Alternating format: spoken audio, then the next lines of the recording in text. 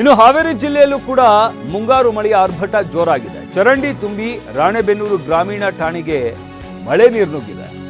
ಸಂಜೆ ಸುರಿದ ಭಾರಿ ಮಳೆಗೆ ಪೊಲೀಸ್ ಠಾಣೆಗೇನೆ ಮಳೆ ನೀರು ನುಗ್ಗಿದೆ. ಕೆಲ ಹೊತ್ತು ನೀರು ಹೊರ ಹಾಕೋದಕ್ಕೆ ಪೊಲೀಸರು ಹರಸಾಹಸ ಪಟ್ಟಿದ್ದಾರೆ. ಮಳೆರಾಯನ ಆರ್ಭಟಕ್ಕೆ ಕಂಗಾಲಾದ ಖಾಕಿ ಪಡೆ ಪೊಲೀಸ್ ಠಾಣೆಗೇನೆ ನೀರು ನುಗ್ಗಿದೆ. ಮಳೆ ನೀರಿಗೆ ಪ್ರಕೃತಿಗೆ ಯಾವ ಪೊಲೀಸ್ ಠಾಣೆ, ಯಾವ ನಗರಸಭೆ, ಯಾವ ಕಚೇರಿ ಯಾವ್ದು ಗೊತ್ತಾಗುತ್ತೆ? ಪೊಲೀಸ್ ಠಾಣೆ ಒಳಗೆ ನೀರು ನುಗ್ಗಿ ಪೊಲೀಸ್ನವರು ಪರದಾಡಬೇಕಾದಂಥ ಪರಿಸ್ಥಿತಿ ನಿರ್ಮಾಣವಾಯಿತು. ಮಳೆ ನೀರನ್ನು ಆಚೆ ಹಾಕೋದಕ್ಕೆ ಪೊಲೀಸರು ಹರಸಾಹಸ ಪಟ್ಟಿದ್ದಾರೆ. ಗಮನಿಸ್ತಾ ಇದ್ದೀವಿ ಯಾವ ರೀತಿಯಾಗಿ ಅಲ್ಲಿ ನೀರು ನಿಂತಿದೆ ಅಂತ. ನೀರನ್ನು ಹೊರ ಹಾಕೋದಕ್ಕೂ ಕೂಡ ಸಾಧ್ಯವಾಗೋದಿಲ್ಲ, ಅಷ್ಟರ ಮಟ್ಟಿಗೆ ಅಲ್ಲಿ ನೀರು ನಿಂತಿದೆ. ಹೊರಗಡೆ ಎಲ್ಲವೂ ಕೂಡ ನೀರು ನಿಂತಿರುವಂಥ ಕಾರಣದಿಂದಾಗಿ ನೀರನ್ನ ಎಲ್ಲಿಗೂ ಹೊರಗಡೆ ಎಲ್ಲ ಹಾಕೋದಕ್ಕೆ ಸಾಧ್ಯವಾಗುತ್ತೆ. ಆ ರೀತಿಯಾದಂಥ ಪರಿಸ್ಥಿತಿ ಇಲ್ಲಿರುವಂಥದ್ದು. ಹಾವೇರಿ ಜಿಲ್ಲೆಯಲ್ಲಿ ಮುಂಗಾರು ಮಳೆಯ ಆರ್ಭಟ ಆರಂಭದಲ್ಲೇ ಜೋರಾಗಿದೆ. ರಾಣೆಬೆನ್ನೂರು ಗ್ರಾಮೀಣ ಠಾಣೆಗೆ ಮಳೆ ನೀರು ನುಗ್ಗಿದೆ. ಸಂಜೆ ಸುರಿದ ಭಾರೀ ಮಳೆಗೆ ಪೊಲೀಸ್ ಠಾಣೆಗೆ ನೀರು ನುಗ್ಗಿರುವಂಥದ್ದು. ಕೆಲ ಹೊತ್ತು ನೀರನ್ನು ಹೊರ ಹಾಕೋದಕ್ಕೆ ಪೊಲೀಸರು ಹರಸಾಹಸ ಪಟ್ಟಿದ್ದಾರೆ. ಜೊತೆಗೆ ರಸ್ತೆಗಳಲ್ಲೂ ಕೂಡ ನೀರು ಹರಿತಾ ಇರುವಂಥದ್ದು. ರಸ್ತೆಗಳೆಲ್ಲವೂ ಕೂಡ ಜಲಾವೃತವಾಗಿದ್ದಾವೆ. ರಸ್ತೆ ಬದಿ ನಿಲ್ಲಿಸಿದ್ದಂಥ ವಾಹನಗಳು ಆಲ್ಮೋಸ್ಟ್ ಅರ್ಧದವರೆಗೂ ಕೂಡ ವಾಹನಗಳು ಮುಳುಗು ಹೋಗಿದ್ದಾವೆ. ಹಲವಾರು ವಾಹನಗಳು ಕೆಟ್ಟು ನಿಂತಿದ್ವು. ಇದೆಲ್ಲವೂ ಕೂಡ ಹಾವೇರಿ ಜಿಲ್ಲೆಯಲ್ಲಿ ಕಂಡುಬಂದಂತಹ ದೃಶ್ಯಗಳು. ಮಳೆಯಿಂದಾಗಿ ಹಾವೇರಿ ಜಿಲ್ಲೆಯಲ್ಲೂ ಕೂಡ ಭಾರಿ ಅವಾಂತರಗಳಾಗಿದ್ದಾವೆ. ನಗರ ಪ್ರದೇಶದಲ್ಲಿ ರಸ್ತೆಗಳಲ್ಲಿ ನೀರು ನಿಂತಿರುವಂಥದ್ದು, ನೀರು ಹರಿತಾ ಇರುವಂಥದ್ದು, ನದಿಯಂತೆ ನೀರು ಹರಿತಾ ಇದೆ. ಇದರಿಂದಾಗಿ ವಾಹನ ಸವಾರರು ಪರದಾಡಬೇಕಾದಂಥ ಪರಿಸ್ಥಿತಿ ಇಲ್ಲೂ ಕೂಡ ನಿರ್ಮಾಣವಾಗಿದೆ. ಇದೆಲ್ಲವೂ ಕೂಡ ಅಧಿಕಾರಿಗಳು ಅಥವಾ ಜನಪ್ರತಿನಿಧಿಗಳ ನಿರ್ಲಕ್ಷ್ಯ ಏನಿದೆ, ಇದೆಲ್ಲವೂ ಕೂಡ ಈಗ ಎದ್ದು ಕಾಣಿಸ್ತಾ ಇರುವಂಥದ್ದು.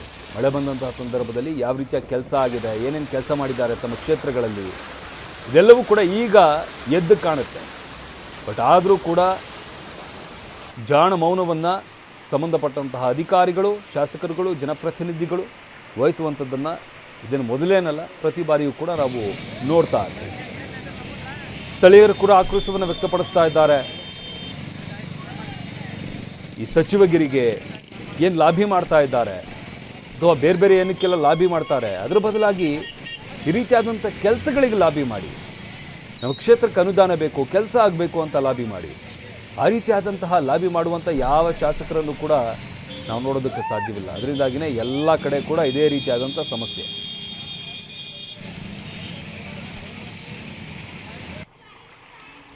ಇನ್ನು ರಾಯಚೂರಿನಲ್ಲಿ ಮಳೆಗೆ ಶಾಲೆ ಆವರಣ ಜಲಾವೃತವಾಗಿತ್ತು. ಜಲಾವೃತವಾಗಿರುವ ಪ್ರದೇಶದಲ್ಲೇ ಮಕ್ಕಳು ಓಡಾಡಿದ್ದಾರೆ.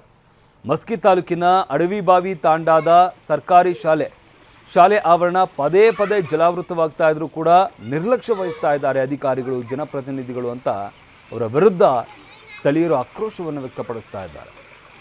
ಅಕಸ್ಮಾತ್ ಏನಾದರೂ ಅಲ್ಲಿ ಹಳ್ಳ ಬಿದ್ದಿತ್ತು ಅಂತಂದರೆ ಅಥವಾ ಯಾವುದೋ ಚರಂಡಿ ಓಪನ್ ಆಗಿತ್ತು ಅಂತಂದರೆ ಮಕ್ಕಳು ಗಮನಿಸ್ತಾ ಇದ್ದೀವಿ, ಪುಟ್ ಮಕ್ಕಳು,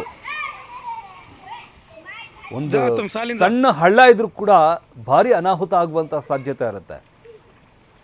ಇದು ಈ ಬಾರಿಯ ಸಮಸ್ಯೆ ಅಲ್ಲ, ಪ್ರತಿ ಬಾರಿಯೂ ಕೂಡ ಮಳೆ ಬಂದಂಥ ಸಂದರ್ಭದಲ್ಲಿ ಇದೇ ರೀತಿಯಾಗಿ ನೀರು ನಿಂತ್ಕೊಳ್ಳುತ್ತೆ. ಇಲ್ಲಿ ಒಂದು ಸಣ್ಣ ಹಳ್ಳ, ಯಾರಾದರೂ ಮಕ್ಕಳೇ ತೋಡಿರುವಂಥ ಹಳ್ಳ, ಏನೋ ಆಟ ಆಡೋದಕ್ಕೆ ಏನಾದರೂ ಮಕ್ಕಳು ಹಳ್ಳ ಮಾಡ್ಕೊಂಡಿದ್ರೆ ಅಕಸ್ಮಾತ್ ಗೊತ್ತಾಗ್ದಲೇ ಯಾವ್ದಾದ್ರು ಮಗು ಆ ಹಳ್ಳಕ್ಕೆ ಬಿತ್ತು ಅಂತಂದರೆ ಏನು ಈ ನೀರು ನಿಲ್ದಲಿರೋ ಮಾಡೋದಕ್ಕೆ ಯಾವ ರೀತಿಯಾದಂಥ ವ್ಯವಸ್ಥೆಯನ್ನು ಕೂಡ ಇದುವರೆಗೂ ಸಂಬಂಧಪಟ್ಟಂಥ ಅಧಿಕಾರಿಗಳಾಗಲಿ ಜನಪ್ರತಿನಿಧಿಗಳಾಗಲಿ ಮಾಡಿಲ್ಲ. ಮಳೆ ಬಂದಂಥ ಪ್ರತಿ ಬಾರಿಯೂ ಕೂಡ ಇದೇ ರೀತಿಯಾದ ಸಮಸ್ಯೆಯಲ್ಲಿರುತ್ತೆ.